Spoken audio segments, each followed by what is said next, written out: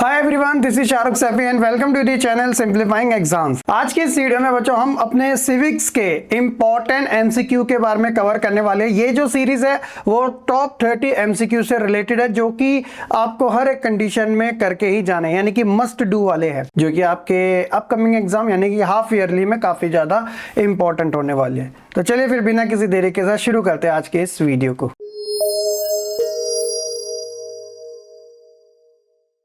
Question number first है हमारा, which of the following features are common to Indian and Belgian form of power sharing arrangement. तो वो ऐसा क्या feature है जो Indian and Belgian form of power sharing में एक बार कॉमन देखने को मिलता है। तो अगर ये मल्टीपल में है, यानी कि ऑप्शंस के भी ऑप्शंस गिवन है, तो अगर आप ध्यान से देखोगे आपको ये पता चलेगा कि option number B C D जो है वो बिल्कुल करेक्ट है। अब वो इस वजह से भी करेक्ट है क्योंकि फर्स्ट वाला जो है power shared among government at different level, ये जो डिफरेंट लेवल की बात हो रही है तो ये वर्टिकल पावर की बात हो रही है, जो स्पेशली हमें इंडिया में तो देखने को मिलती है, लेकिन हमें बेल्जियम के केसेस में हॉरिजॉन्टल पावर देखने को मिलती है, यानी कि इक्वल तरीके से, है ना। तो वर्टिकल नहीं हो सकता, तो that is the reason option number B C और डी जो है वो बिल्कुल करेक्ट हो जाता है, क्योंकि इसके अंदर एक तरीके से ऑर्गन्स के बारे में बात आ रही है, यानी कि जो एग्जीक्यूटिव, लेजिस्लेचर और जुडिशरी होता है, सोशल ग्रुप की बात आती है और साथ ही कम्युनिटी फॉर्म्स की भी बात आती है। क्वेश्चन नंबर हमारा सेकंड है कि believe that the majority community should be able to rule a country in whichever way it's want by disregarding the wishes and needs of the minority is called। तो ये कहलाई जाती है majoritarianism, जो कि हमें श्रीलंका में देखने को मिला था कि एक बिलीव है कि जो पॉपुलेशन मेजॉरिटी में है, सारे जो रिसोर्सेज है उनके पास फर्स्ट जो राइट है वो उन्हीं का होगा, जो माइनॉरिटी में यानी कि जो तमिल है उनका नहीं होगा। ठीक है। इसके बाद है कि in Belgium there were tension between Dutch speaking and dash speaking community during the 1950s and 1960s। तो ये मेजर जो कॉन्फ्लिक्ट था वो डच स्पीकिंग कम्युनिटी और फ्रेंच स्पीकिंग कम्युनिटी में देखने को मिला था, क्योंकि इनका जो एथनिक कॉम्पोजिशन था वो काफी कॉम्प्लेक्स टाइप का हमें देखने को मिला था। अगर हम कैपिटल की बात करते थे तो फ्रेंच कम्युनिटी मेजॉरिटी में आ जाती थी, और हम कंट्री की बात करते थे तो फ्रेंच कम्युनिटी माइनॉरिटी में आ जाती थी। लेकिन प्रॉब्लम यहाँ पे इस कदर ऐसे बढ़ी थी कि फ्रेंच कम्युनिटी एक तरीके से कंट्री में माइनॉरिटी लेवल पे तो थी, लेकिन वो इकोनॉमिकली एंड एजुकेशनली काफी ज्यादा स्ट्रॉन्ग थी। Most of the Sinhala speaking people of Sri Lanka are, तो वो बुद्धिस्ट रिलीजन को फॉलो करते तो वो बुद्धिस्ट कहलाए जाएंगे। क्वेश्चन नंबर 5 है, आप देखिए असर्शन रीजनिंग वाले क्वेश्चन भी आपसे पूछे जाएंगे। जी हाँ, उनकी जो वेटेज है वो 4 to 5 क्वेश्चन या एटलीस्ट 3 क्वेश्चन तो आपको जरूर देखने को मिलेंगे। अब वो कोई भी हो सकता है, इसलिए मैंने आपके लिए इन टॉप 30 एमसीक्यू सीरीज के अंदर ये भी मेंशन किए हैं। तो असर्शन आपसे पूछा जा रहा है, there was a feeling of alienation among Sri Lankan Tamils, the Sri Lankan government denied the equal political right and discriminated against them in getting job and other opportunity. तो कौन सी स्टेटमेंट इसकी राइट है? तो एग्जैक्टली ऑप्शन मतलब both A and R true and R is the correct explanation of A. तो क्यों है? क्योंकि एक फीलिंग थी तमिल्स में, क्योंकि उनकी डिमांड्स को फुलफिल नहीं करवा रहे थे। वो अलग होने की बात इस वजह से कर रहे थे क्योंकि जो सिन्हाला गवर्नमेंट है वो एक तरीके से डिस्क्रिमिनेट कर रही थी उनके राइट्स को लेके, जॉब्स को लेके। ठीक है। क्वेश्चन नंबर 6 है, असर्शन कहता है tyranny of majority is highly desirable, और इसका रीजन बताया जाता है it help in making the political order more stable. तो देखा जाता है दोनों ही असर्शन और रीजन दोनों ही रॉन्ग हो जाते हैं। क्यों? क्योंकि ऐसा कहा गया है कि मेजॉरिटी जो होती है वो हाईली एक तरीके से अत्याचार वाली होती है। अगर ऐसा होता तो इंडिया के अंदर मेजॉरिटी है, आप देखोगे वो हिंदूज की सबसे ज्यादा है, तो यहाँ पे फिर भी इक्वालिटी हमें देखने को मिलती है हमारे कॉन्स्टिट्यूशन के थ्रू। हालांकि श्रीलंका के केस में हमें ऐसा नहीं देखने को मिलता, लेकिन ये रीजन इस बात का भी बताते हैं कि इसकी वजह से पॉलिटिकल ऑर्डर और ज्यादा स्टेबल हो जाता है। तो ये भी कहीं ना कहीं गलत हो जाता है। अगर ऐसा होता तो फिर श्रीलंका में भी स्टेबिलिटी बनी रहती। तो that is the reason option D जो है इसका राइट आंसर होगा। दोनों ही रॉन्ग हो जाती है। इसके बाद अगला आता है कि in dealing with power sharing which one of the following statement is not correct about the democracy. तो आप देखोगे in democracy if the power to decide is dispersed it is not possible to take quick decision and enforce them. तो ये बताया जा रहा है, ये गलत हो जाती है स्टेटमेंट कि अगर पावर को डिस्प्रेस्ड किया जाता है यानी कि बांटा जाता है, तो इसमें क्या हो जाता है कि जो डिसीजन होते हैं और उनको एनफोर्स करने की जो बात होती है वो पॉसिबल नहीं हो पाता, जबकि ये गलत बात है। अब हमारे इंडिया का एग्जांपल ले लीजिएगा, यहाँ पे पावर जो है वो एक तरीके से डिसेंट्रलाइज की गई है, यानी कि बांटा गया है। तो वैसे थोड़ी है कि हम क्विक डिसीजन नहीं ले पाते, एनफोर्स नहीं कर पाते लोगों पे, ऑब्वियसली कर पा रहे हैं, तो इसलिए ये नॉट में गिनी जाएगी। ठीक है, क्वेश्चन नंबर 8 है, which one of the following statement about power sharing arrangement is correct. तो कौन सा है? बताया गया कि every society needs some form of power sharing even if is small और does not have social division. तो ये बिल्कुल करेक्ट हमें देखने को मिलती है, स्पेशली जब हम बात करते हैं बेल्जियम के केस के अंदर। क्वेश्चन नंबर 9 है, prudential reason of power sharing stress on the facts that.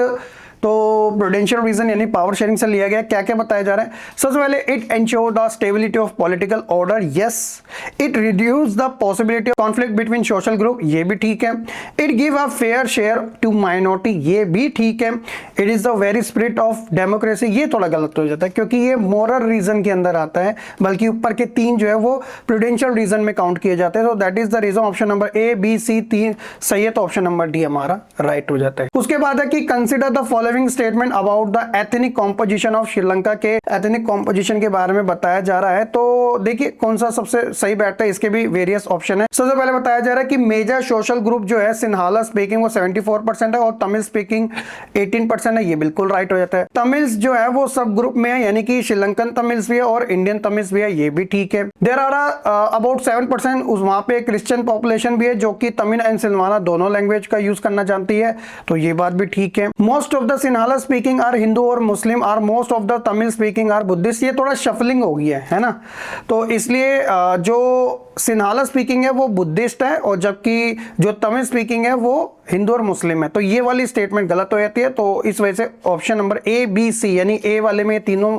Mention है, ये राइट हो जाता है। ठीक है, क्वेश्चन अगला है कि विच one of the following country is the good example of holding together. तो जब बात होल्डिंग टुगेदर की आएगी तो हमेशा याद रखना इंडिया का एग्जांपल लोगे, तो इसका ऑप्शन हो जाएगा डी, इंडिया। ठीक है, विच of the following country is coming together. तो कमिंग टुगेदर में हमेशा आप देखोगे सारे जो स्टेट है एक साथ आए थे तो वो यूनाइट करते हैं, यानी कि यूनाइटेड स्टेट इसका सबसे बेस्ट एग्जांपल माना जाता है, तो ऑप्शन नंबर सी इसका राइट होगा। इसके बाद both the union and the state government can make laws on this subject mention in the dash. तो जब स्टेट और एक तरीके से सेंट्रल यानी कि यूनियन दोनों मिलकर काम करते हैं तो उसे कॉन्करेंट लिस्ट का नाम दिया जाता है, ऑप्शन नंबर सी इसका right answer. Which of the following is not a subject of the union list. तो देखिए फॉरेन अफेयर उसके अंडर में आता है, करेंसी उसके अंडर में आती है, बैंकिंग उसके अंडर में आती है, लास्ट बचा लॉ एंड ऑर्डर जो होता है वो उसके अंडर में नहीं आता, option number D. Rural local government is popularly known as the, तो ऑब्वियसली सबको पता है पंचायती राज के नाम से जाना जाता है। असर्शन कहा गया है कि a major step towards decentralisation was taken in 1992 by amending the constitution, ये बात बिल्कुल ठीक है।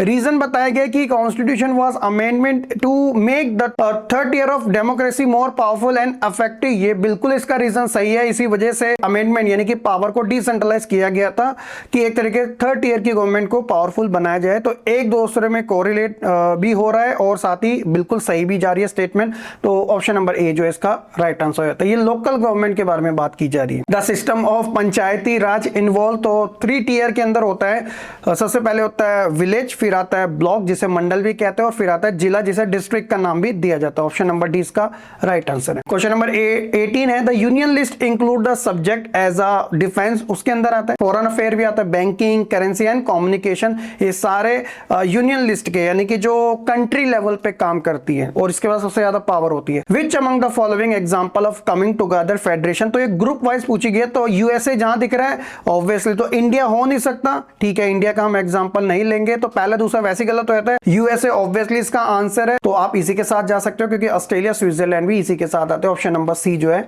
Coming together federation. Question number 20 है, which one of the following state in India has its own constitution, तो इसका राइट आंसर है Jammu and Kashmir, option number C. तो अब इस क्वेश्चन के अंदर थोड़ा बहुत करेक्शन इस चीज की भी है क्योंकि ये अपडेटेड क्वेश्चन है, जैसे 2019 5 अगस्त जम्मू एंड कश्मीर से आर्टिकल नंबर जो 370 थी जो उसे एक स्पेशल स्टेट का स्टेटस देती थी वो रिमूव कर दी गई, तो अब Jammu and Kashmir present time में इंडिया की एक यूनियन टेरिटरी है और इस वजह से उसका जो पहले अपना खुद का कॉन्स्टिट्यूशन था वो भी अब हटा दिया गया है, ठीक है। तो अब वो इंडिया का एक यूनियन टेरिटरी है, ठीक है। अगला क्वेश्चन है कि पैट्रियोकल सोसाइटी मींस, तो इसका मतलब होता है आ सोसाइटी डोमिनेटेड बाय मेन, ठीक है, जो जहां पे पुरुषों की सबसे ज्यादा चलती आई है, चाहे एंशियंट टाइम हो या फिर मिडाइवल या फिर मॉडर्न टाइम, तो हमें पैट्रियोकल सोसाइटी आज भी देखने को मिल जाती है। क्वेश्चन नंबर 22 है in India the official religion of the state is, तो ना हिंदुइज्म है, ना इस्लाम है, ना क्रिश्चियनिटी है,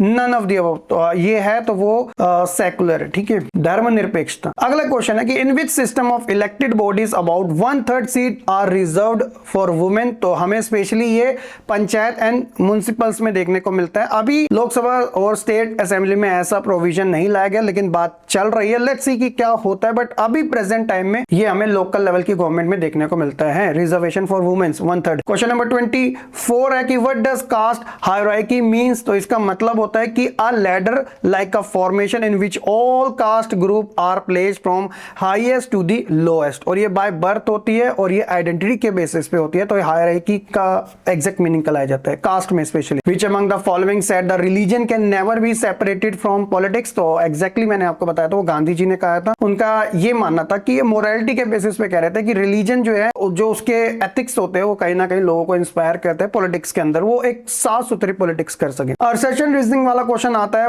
कहता है कि असर्शन में बोला गया कि अर्लियर पहले only men were allowed to participate in public affair, ये बात बिल्कुल ठीक है।